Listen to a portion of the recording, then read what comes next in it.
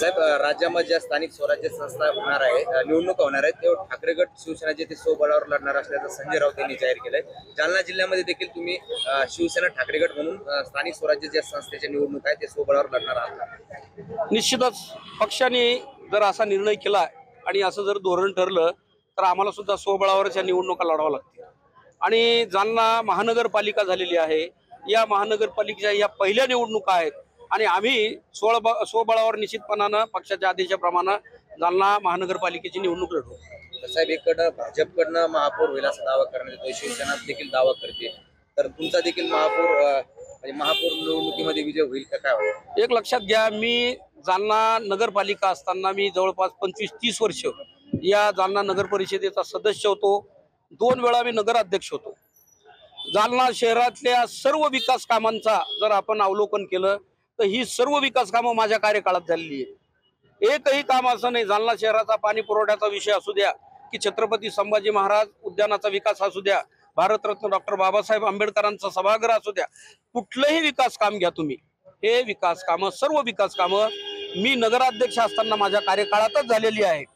ठीक आहे, याचा श्रेय कोणी घेऊ, याचा श्रेय घेण्याचा अनेक जण प्रयत्न करतात, पण जालना शहरातील नागरिकांना ही सर्व विकास कामे ज्यांच्यामुळे झाली त्यांच्या नेतृत्वात जर ही नगरपालिका लढल्या गेली तर मला असं वाटतं की मोठ्या विश्वासानं लोक आम्हाला ही महानगरपालिका आमच्या ताब्यात देतील।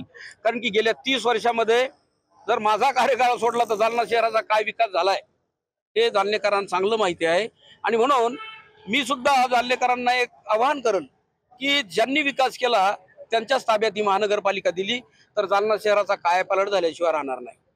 कुठेतरी संजय राऊत यांनी केलेल्या विधानामुळे महाविकास आघाडीमध्ये फूट पडल्याचं चित्र सध्या तरी नाही। आता हा विषय महाविकास आघाडीतल्या नेत्यांमध्ये आता मतांतर व्हायला सुरुवात झालेली आहे। बघा, हा विषय हा वरिष्ठ पातळीवरचा आहे आणि त्या विषयावर म्हणजे आम्ही काही बोलूही शकत नाही आणि आम्हाला त्याविषयी काही माहिती नसते। आम्हाला पक्षाने जो आदेश दिला त्याचा पालन करणं हे जिल्हा स्तरावर आमचं काम आहे।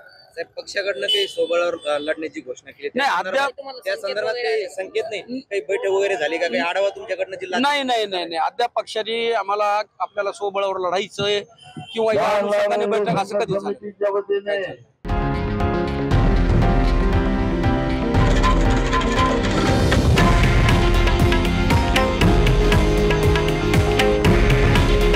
हे आहे देशातील नंबर 1 न्यूज नेटवर्क आणि आपण पाहत आहात TV9 मराठी।